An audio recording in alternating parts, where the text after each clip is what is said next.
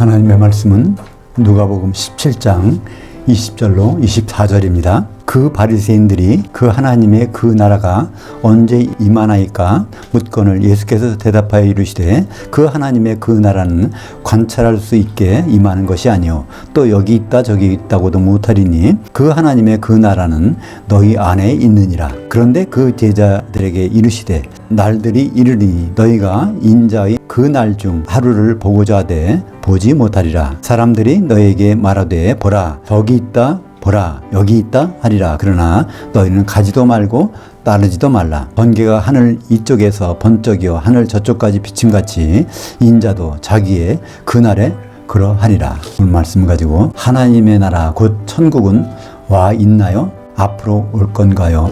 라는 제목으로 말씀을 나누겠습니다. 하나님의 나라와 천국은 같은 것일까요? 다를까요? 여기에 대해서는 여러 가지 신학적인 의견들이 있습니다. 같다고 하기도 하고 조금은 다르다라고 말하기도 하죠.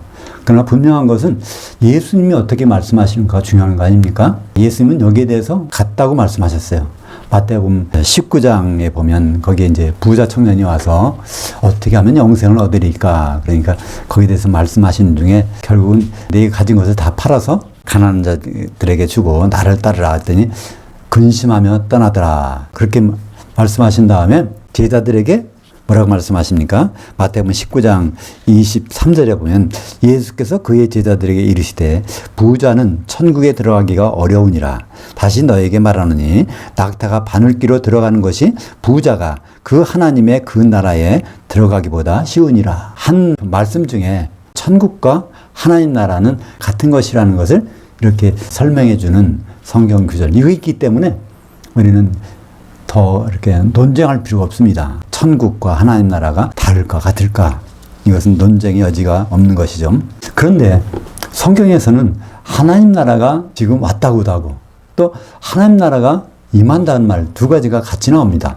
나라라고 번역된 그 헬라어 바실레이아를 나라라고 번역했기 때문입니다. 우리가 나라라고 하면 영어로 하면 컨트리 또 네이션이잖아요. 바실레이아는 그런 것이 아닙니다.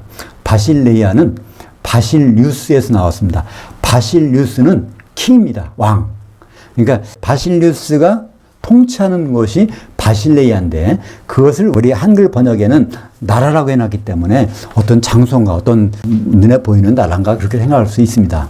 그래서 이 바실레이아는 정확한 번역은 왕국 또는 통치라고 번역해야 되는데 문맥에 따라서 그것을 왕국이라고도 하고 통치라고도 번역할 수 있습니다. 대부분의 경우는 그거를 통치라고 번역하는 것이 문맥을 통해서 적절한 것이죠. 오늘 말씀 중에 17장 20절과 21절에 보면 거기에 바리새인들이 나옵니다. 이 바리새인들은 누군가요? 계속 그 자리에 있어가지고 예수님이 말씀에 대해서 그 시험하는 그런 사람들이 한마디로 예수님을 믿지 않는 사람이에요. 성경은 알지만 예수님 믿지 않는 사람들이 이제 물어봅니다. 하나님 나라가 언제 임하나이까? 그러니까 거기서 예수님이 대답이 그렇잖아요. 그 하나님의 그 나라는 관찰할 수 있게 임하는 것이 아니요 또 여기 있다 저기 있다고도 못하리니 그러니까 어떤 장소의 개념이 아니라는 말씀이죠. 왜냐하면 그 하나님의 나라는 너희 안에 있느니라. 그래서 이 말씀 때문에 예수님이 그래서 하나님의 나라가 너희 안에 있대. 그러니까 예수 믿는 사람들이 마음속에는 다 하나님의 나라가 있는 거야. 이렇게 말하고 있는데요. 이 대화 내용이 누구한테 말하는 겁니까? 예수를 안 믿는 바리새인들에게 지금 이 말을 하는 거예요. 그러니까 이 나라라는 말을 통치로 바꿔버리면 아주 이해가 쉽습니다. 하나님 아버지의 통치가 이미 너희 가운데 있는데 너희는 그걸 아무 모를 뿐이야. 그런 내용이죠. 그러니까 너희라는 것은 바리새인들을 포함한 세상 사람들 다 포함되는 것입니다. 마태복음 13장에 보면 거기 특히 씨 뿌리는 비유를 사도들에게 설명해 주시면서 천국은 어떤 곳이라고 할 때 천국엔 좋은 씨를 뿌리는 곳인데 그것이 바로 밭은 세상이요 그렇지 않습니까? 근데 거기에 마귀가 있어서 가라지도 덧버리는 그런 것이 이루어지는 것이 바로 천국이고 그 천국이 하나님의 통치가 완성되면 그때 가서 추수가 이루어진다고 말씀하고 있지 않습니까? 하나님의 통치는 지금 있기도 하고 앞으로 오기도 합니다. 근데 그거를 구분하는 것이 가장 핵심적인 게 무엇일까요? 많은 분들이 그것에 대해서는 노코멘트, 언급을 안 합니다. 그냥 하나님은 삼위일체라고 말하니까 그냥 그렇게만 생각해요. 그러면 하나님 나라가, 하나님 통치가 지금 있을까? 앞으로 있을까? 그렇게 생각하다가 그냥 말아버리는 것이죠. 그러니까 여기 누가복음에 나오는 하나님의 나라, 이것은 하나님의 통치인데 그 하나님은 누구일까요? 하나님은 아버지 하나님, 아들 하나님, 성령 하나님인데 이 누가복음 17장에서 말하는 예수님 말하는 하나님의 통치는 누굴 말할까요?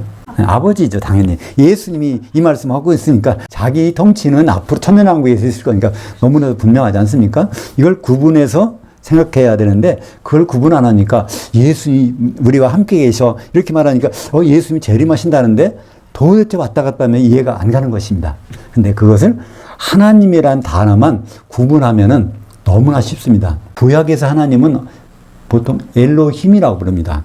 엘로힘은요, 복수입니다. 성부, 성자, 성령이 함께 행동하신다는 거예요. 근데 엘로힘은 특징이 있습니다. 동사를 반드시 단수로 취합니다. 세 분의 하나님께서 활동하시는데 반드시 동사는 단수라는 거예요. 그러면 다른 말로 이걸 뭐라고 해야 될까요? 삼위 하나님이 일체로 행동하시는 분이 바로 엘로힘입니다. 창세기 1장 1절에 보면 태초에 하나님이 하늘들과 그 땅을 창조하셨느니라. 그때 엘로힘은 삼위 하나님입니다. 거기는 아버지도 계시고 아들도 계시고 성령도 계신 그분께서 창조하셨는데 창조하셨다 빠라는요 단수예요. 3인칭 단수입니다. 그러니까 그것은 창세기 1장 1절만 그런 것이 아니라 말라기 가서도 거기 동일합니다. 그러니까 구약에서는 항상 삼위 하나님께서 행동을 하시는데 단수로서 활동하시다는 것을 이렇게 말씀하고 있죠. 근데 신약에서는 전혀 그렇지 않습니다. 신약에서 하나님은 뭐라고 할까요? 때오스라고 합니다. 때오스. 근데 때오스는요, 단수예요. 물론 때오스가 복수가 있는 것도 있습니다. 그것은 잡신을 얘기할 때 그냥 복수, 여러 신들이 있다고 할 때 그런 것이지 하나님을 가리킬 때는 반드시 단수의 하나님, 때오스입니다. 그러니까 아버지께서 하시는 일인지 아들이 하시는 일인지 성령께서 하시는 일인지 그것을 구분하기 위해서 거기에 항상 뭐가 붙습니까? 정관사가 붙어요. 그 하나님. 그러니까 정관사가 안 붙을 때는요, 하나님 전체의 속성을 얘기할 때 빼놓고는 반드시 정관사가 붙습니다. 그렇다면 성경에서 한번 그 이해를 찾아볼까요? 사도행전 10장 38절에 보면 이것은 이제 베드로가 고넬료 집에 가서 거기서 이방인들에게 설교하는 내용 중에 바로 이 말씀이 있는 것입니다. 거기에 보면 아버지 하나님 또 아들 하나님 성령 하나님이 한 문장 가운데 같이 나와 있어요. 그 하나님이 나사렛 예수에게 성령과 능력을 기름 붓듯 하셨으며 그가 두루 다니시며 선한 일을 행하시고 마귀에게 눌린 모든 사람들을 고치셨으니 이는 그 하나님이 함께 하셨습니다. 그러니까 맨 처음에 나온 하나님은 아버지 하나님이 아들 하나님에게 성령과 능력을 기름 붓듯 하셨단 말입니다. 그랬더니 그 하나님이 함께 하셨다.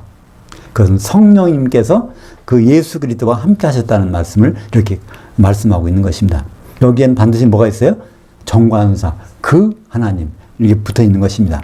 그래서 신약 성경을 이해하기 위해서는 바로 이 하나님이 누굴 가리키는지 어느 분을 가리키는지를 알게 되면 하나님의 나라, 하나님의 통치가 지금 있는 것인지 앞으로 올 것인지에 대해서 그게 완전히 구분되는 것이죠. 우리 예수님은 하나님 나라, 곧 아버지께서 통치하시는데 그 통치를 받는 방법을 일러주셨습니다. 니고데모가 밤에 찾아왔을 때 니고데모가 그러죠.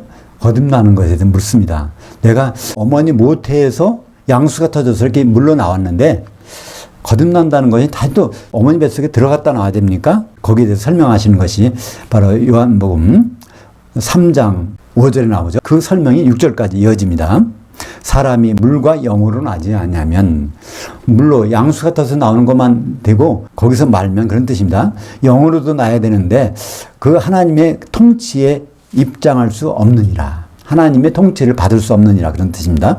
육으로 난 것은 육이요. 그걸 설명하는 거예요. 육으로 난 것은 물로 나는 것, 어머니 모태에서 양수가 터져 나오는 것이고 영으로 나는 것은 영이 살아나는 것이 설명을 해주시고 계십니다. 근데 안타깝게도 너무나 안타깝게도 우리 성경에는 한글 성경에는 반드시 여기다가 뭐라고 했어요?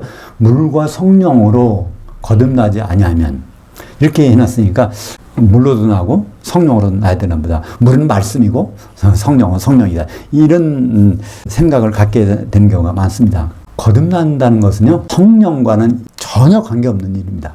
성령이 없어도 충분히 거듭날 수 있어요.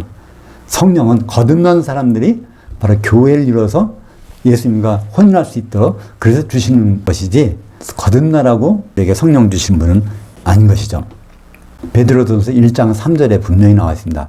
우리가 거듭나는 것은 하나님의 긍휼하심으로 거듭난다는 것입니다. 그분의 긍휼하심을 입게 되면 거듭난다는 거예요. 그러니까 누구든지 거듭나고 싶으면 아버지 하나님의 긍휼을 구하게만 하면 그분께서 거듭나게 해주신다는 것입니다. 거듭난다는 것은 무엇일까요?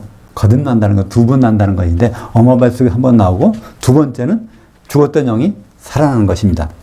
그 살아나게 되면 당장 무슨 일이 벌어지나요? 하나님과의 소통이 벌어지는 거예요. 하나님과 소통이 벌어지니까 바로 아버지 통치를 받을 수 있는 것입니다. 마태복음 5장 3절에 보면 심령이 가난한 자는 복이 있나니 천국이 저희 것이며 이런 말씀이 있습니다. 근데 거기서 심령이 마음 심자 심령이 아닙니다. 영으로 가난한 자, 영이 갈급한 자는 복이 있나니, 영이 갈급하다는 것은 영이 배고프다는 것입니다. 왜 배고플까요? 죽었던 영이 살아났으니까 배고플 거 아닙니까? 뱃속에 있는 태아가 그 안에 있을 때, 모태에 있을 때는요, 배고프지 않아요. 때에 따라서 영양분이 공급되는데, 모태에서 나오자마자 탯줄이 끊어지니까 배고파서 울기 시작합니다. 그것처럼 바로 거듭났는지 안 났는지를 드러납니다. 하나님과 소통하고 싶다면, 하나님의 말씀이 먹고 싶다면 그건 거듭난 사람입니다. 그런 사람은 복이 있나니, 마카리오스, 하나님이 함께 해주신다는 거예요. 천국이 저희 것이며 하나님의 통치가 이미 그에게 임했다는 겁니다. 그래서 우리는 내가 거듭났습니까? 안 났습니까? 남한테 물어볼 필요가 없습니다. 자기 자신이 분명히 알 수 있어요. 내가 거듭났는가 안 났는가는 하나님의 말씀이 먹고 싶은가, 하나님이 그리워지는가, 하나님과 소통하고 싶은가, 그런 생각이 조금이라도 있다면 거듭난 사람이고요. 그게 없다면 거듭나지 않았을 가능성이 상당히 있고, 거듭났어도 다시 영이 활동 안 하는 상태가 된다는 것을 말하고 있습니다. 근데 사람이 거듭나서 천국에 입장하면 하나님의 통치를 받게 되는데, 근데 그것을 못하게 하는 사람도 있다는 겁니다. 마태복음 11장 12절에 보면 천국은 어떤 곳이냐면 침노를 해야만 그것에 입장할 수 있다고 되어 있어요. 거기 들어갈 수 있다고 되어 있습니다. 그렇다면 누가 막고 있다는 거 아닙니까? 예수님은 그 천국에서 입장할 하나님 통치를 받게 되는 것을 방해하는 사람이 있다고 말합니다. 예수님은 그것을 마태복음 23장 13절에 말씀하고 있어요. 외식하는 바리새인들과 서기관들이요, 너희들은 천국문을 닫고서 너희도 들어가지 않고 들어가려고 하는 사람들도 막고 있는도다. 그게 바로 목회자들에 대해서 말씀하고 있는 것입니다. 이것은 지금도 마찬가지 아닐까요? 천국을 지금 입장을 못하도록 막고 있는 게 있어요. 너무나 막는 방법은 쉽지 않습니까? 천국은 죽어서 가는 것이야. 예수 믿으면 천국 가. 이건 지금 들어갈 필요가 없어. 죽어서 가게 돼 있으니까. 이렇게 말하면 아무도 천국을 침노하려는 생각이 안 듭니다. 그죠? 가만히 있다가 나중에 죽어보니까 이미 버스가 떠났네. 이렇게 생각할 수밖에 없는 것이죠. 그래서 마태복음 23장 15절에는 뭐라고 말합니까?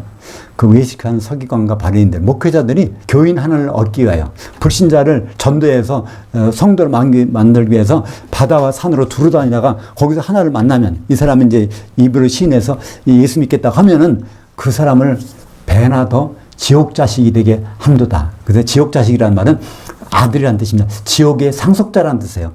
예수 믿고서 지옥의 상속자가 된다는 것은 심판받고 지옥으로 간다는 것과 똑같지 않습니까? 그렇다면 이 천국, 하나님의 통치는 구체적으로 언제 시작됐을까요? 예수님은 마태복음 12장 28절에서 분명히 말씀합니다. 내가 성령을 힘입어서 귀신을 쫓아내고 있다면 바로 하나님의 통치가 너에게 임하여 있느니라. 그때 너희도 누가 말했을까요?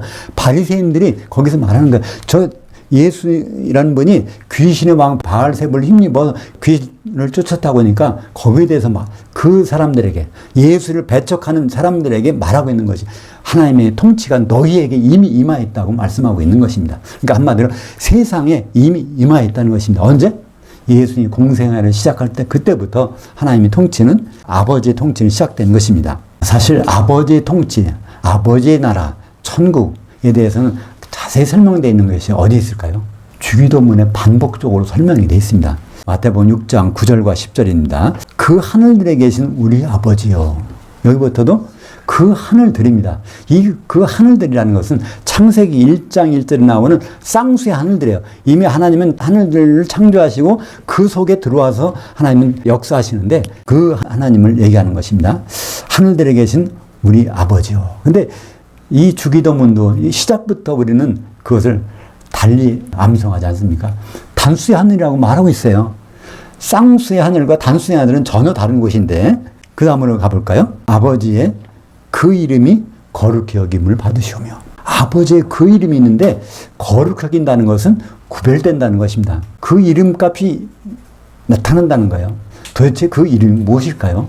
아버지의 그 이름은 여호와입니다. 출애굽기 3장 15절에 보면 거기에 모세에게 직접 말씀하지 않습니까? 나는 여호와라. 나는 되게 하는 자 여호와, 성취하는 자 여호와라. 그 여호와라는 단어의 뜻이 하야 동사에서 나왔는데요. 되게 하다라는 하야. 저녁이 되고 아침이 되니 그 되게 한다는 겁니다. 변한다는 거예요. 그 동사에서 나온 것인데 그걸 문법적으로 설명할 필요가 없어요. 여호와라는 단어가 어떻게 생겼는지를 잘 설명한 것이 예레미야서 33장 2절에 나옵니다. 바로 여호와라는 이름은 그녀를 만들어서 성취하시는 여호와라고 거기 잘 설명이 되어 있지 않습니까? 거기에 그녀라는 말이 우리말 번역에서 생각되어 있어요. 그냥 이 일을 만드시는 여호와, 어떤 것을 만드시는 여호와 이렇게 번역됐어요. 근데 거기에서 그 일이라는 것은 여성 대명사 이렇게 되어 있습니다. 결국은 새 예루살렘을 건축하시고 만드시는 여호와. 새 예루살렘이 사실 여성 명사거든요. 그러니까 어린 양의 신부를 만드신 여호와, 교회를 만드신 여호와, 그래서 그리스도와 혼인시킨 여호와, 그분이 바로 여호와의 이름 속에 그 생각이 다 들어가 있다는 것입니다. 주기도문을 외울 때, 암송할 때 하늘들에 계신 우리 아버지요, 아버지의 그 이름 여호와가 거룩히 여김을 받으시면 그 이름값대로 되기를 원한다는 그 기도를 하라는 말입니다. 그 다음 두 번째가 무엇일까요? 그러기 위해서는 아버지께서 가만히 계신 것이 아니라 아버지의 그 통치가 임하시오며, 아버지가 계속 통치를 해나가고 계시는데 통치는 어디서 끝날까요? 요한계시록에 보면 19장 그 전능하신 이가 통치하셨도다. 거기에서 부정과거로 아오리트로 나오는 것은 성경에 3인칭으로 되어 있는 것은 그 한 번뿐입니다. 물론 2인칭으로 된 것이 있어요. 요한계시록 11장 17절에 보면 거기에 24 장로 천사들이 거기에서 당신께서 통치하셨나이다 거기 있지만은 그거를 우리 성도들이 찬송하는 것은 요한계시록 19장 어린 양의 혼인에서 단 한 번밖에 안 나옵니다. 다른 데는 다 통치한다는 것이 현장이나 미래에 나오는데요. 거기서 완성됐다는 것은 한 번밖에 안 나옵니다. 그러니까 하나님의 아버지의 통치는 목적이 분명하고 결과도 분명히 나온 것입니다. 그 결과가 주기도문에서 계속되지 않습니까? 아버지의 그 뜻이 하늘에서 이룬 것 같이 땅에서도 이루어지이다. 아버지의 그 뜻, 아버지의 그 뜻이 있는데 그 뜻이 하늘에서 이루어졌다는 거예요. 이것은 단수의 하늘입니다. 셋째 하늘. 쌍수의 하늘이 아니라, 그러니까 창세전에 있던 그 하늘에서 하나님의 그 계획이, 그 뜻이 이제 설정됐는데, 창세전에 이루어졌는데, 그 뜻이 땅에서도 이루어지기를 원한다는 건데, 이 땅은 어떤 땅일까요? 마태복음 5장, 6장, 7장은 같은 문장입니다. 같은 문맥에서 나오는 말, 산상수훈이에요. 그 5장 5절에 온유한 자들은 복이 있나니 그 땅을 기업으로 받을 것이며 하는 그 땅인데 그것이 바로 교회입니다. 그러니까 아버지의 그 뜻이 교회 가운데서 이루어지기를 원한다고 기도하라는 것입니다. 그 교회가 결국 뭐가 될까요? 어린 양의 신부인 새 예루살렘이 되지 않습니까? 그것이 주기도문 속에 나오는 것입니다. 그러니까 아버지 하나님의 통치는 그것 때문에 지금도 있는 것입니다. 그러니까 천국이라는 것은 아버지 하나님이 통치하는 현장인데 그것이 무슨 일이 일어날까? 그것은 마태복음 16장 18절에 보면 먼저 나왔어요. 너는 베드로라. 내가 이 반석 위에 내 교회를 세우리니. 그러니까 너는 베드로 반석 조각인데 나는 반석 쪽에다가 세우지 않고 너 같은 반석 조각이 12개 모이면 이러한 반석 위에 교회를 세울 거야. 내 교회를 세울 거야. 그 말씀하신 다음에 바로 무슨 얘기가 나옵니까? 천국 열쇠가 나옵니다. 내가 너한테 천국 열쇠들을 주리니. 복수입니다. 사도들에게 천국 열쇠를 맡긴다는 거예요. 그럼 사도들의 말씀을 통해서 양육받는 사람들이 결국 뭘 이룹니까?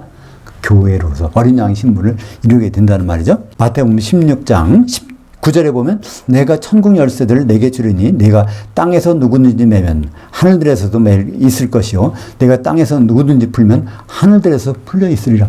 이 말은 베드로도 들으면서도 이해를 못했어요. 나중에 이해하게 됩니다. 어디 가서? 갈라디아서 2장 8절에 가서 바울이 가서 베드로에게 이걸 설명해 주는 거예요. 너를 유대인의 사도로 삼으시니까 나를 이방인의 사도로 삼으셨느니라. 그 말을 예수님께서 너한테 했는데 너는 그걸 모르느냐 했더니 그때서 깨닫고 나서 베드로가 친교의 악수를 바울하고 했다는 얘기를 거기 했지 않습니까? 땅을 기업을 받는 것은 유대인들이니까 유대인 성도들, 하늘들에 속한 자들은 바로 이방인 성도들, 그것을 이렇게 구분해서 설명해 주고 있는 것입니다. 그러니까 결국 천국 열쇠라는 것은 사도들에게 줬으니까 천국에 사는 일은 뭐예요? 사도들의 말씀을 받고 거기에서 사도들 말을 따라서 자라게 되면 결국 어린 양의 신부가 된다는 말이죠. 예수님은 미리 말씀하셨어요. 우리들이 심판대, 그리스도 심판대에서 할 말을 미리 말씀하셨어요. 마태복음 25장 40절에 너희가 여기 있는 그리스도 심판대에 있는 내 형제들 12 사도들 중에 지극히 작은 자 하나에 한 것이 바로 내게 한 것이니라. 그러니까 이 사도들이 말씀이 지극히 작은 부분까지 먹었다면 장성한 양으로 인정할 것인데 그렇지 않다면 새끼 염소로 인정받을 거라는 것을 말씀하셨지 않습니까? 그러니까 그들은 새끼 염소들은 영벌에 지옥에 장성한 양들은 영생에 들어가리라. 천년왕국에 들어가리라는 말씀을 하고 계신 것입니다. 그러니까 결국 아버지 통치는 언제 끝나요? 어린 양의 혼인이 이루어질 때 그것이 끝납니다. 요한계시 19장 6절, 7절 보면 할렐루야. 할렐루야 단어는 여기에서 19장에서만 나와요. 그죠? 할렐루야가 무슨 뜻이라고요? 여호와를 자랑하라. 너희는 여호와를 할렐루야면 자랑하라. 우 하면 너희들은 야는 야훼 하나님, 여호와 하나님. 야훼 하나님 성취하신다는 그 하나님이 결국은 드디어 성취했네. 결국 어린 양의 신부를 만드셨네.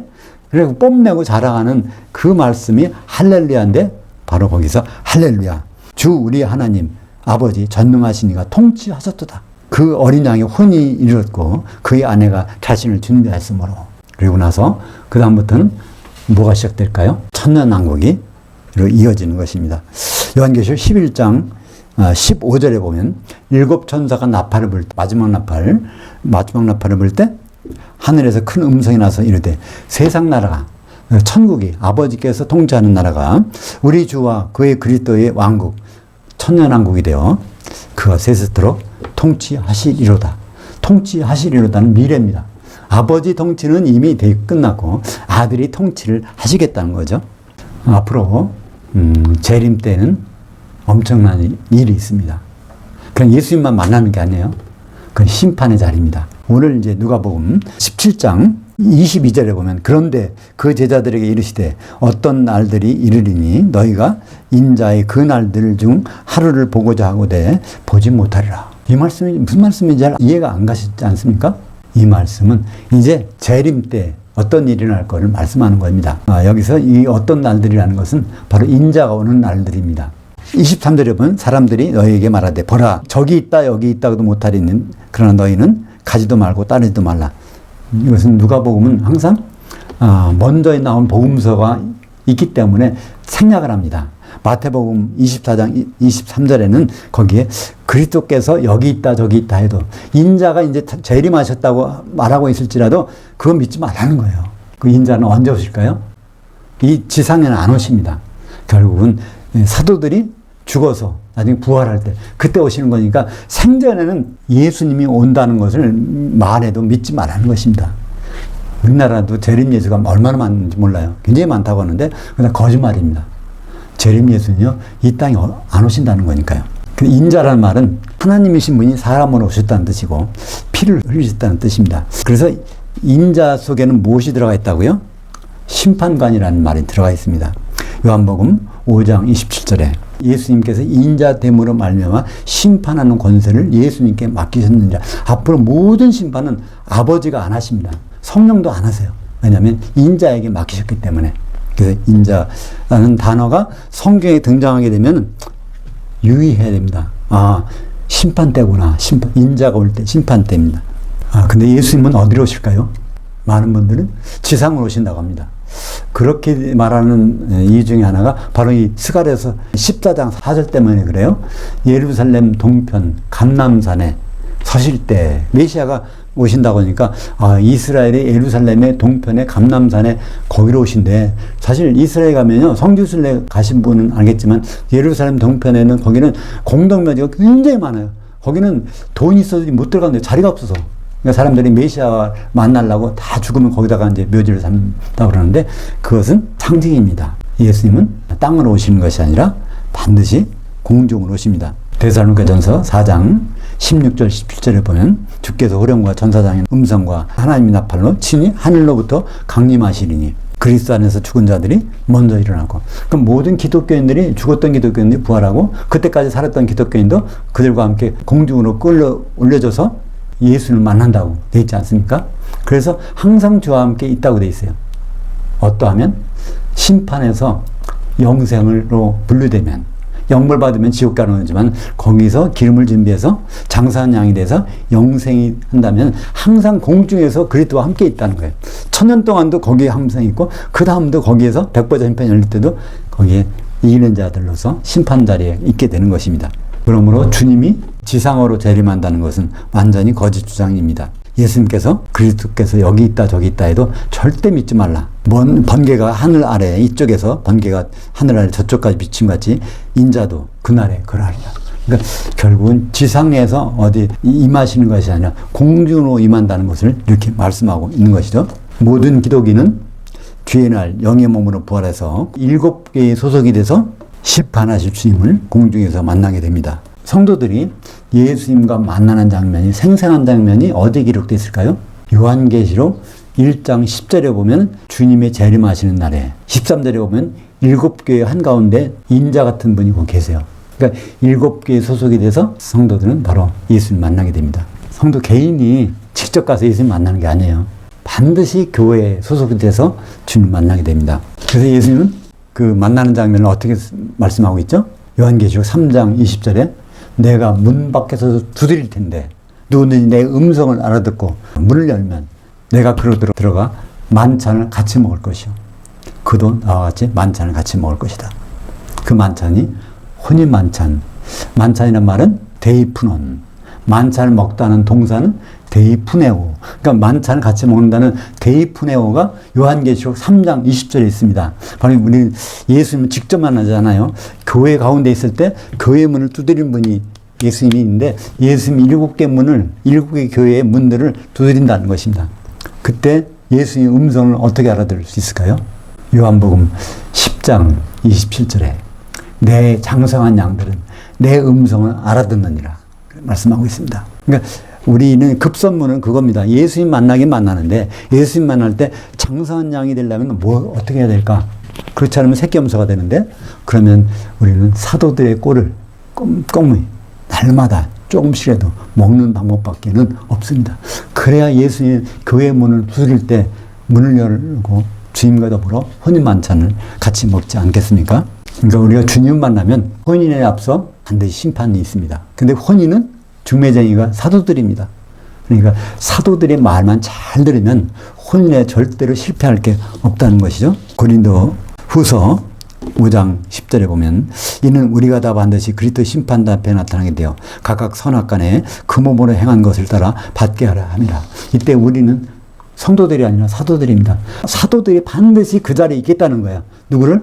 성도들 각자가 심판을 제대로 받을 수 있도록 그 자리에 있겠다는 겁니다. 그러니까 우리 사도들은 중매쟁이, 지금은 중매쟁이지만 그날에 가서는 심판관들입니다.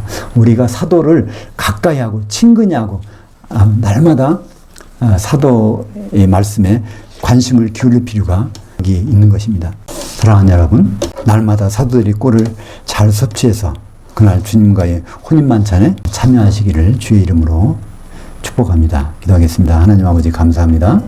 우리가 날마다 사도들이 꼴을 먹어서 주님 만나는 날을 장사한 양으로 불러질 수 있도록 인도하여 주시옵소서. 예수님 이름으로 기도합니다. 아멘.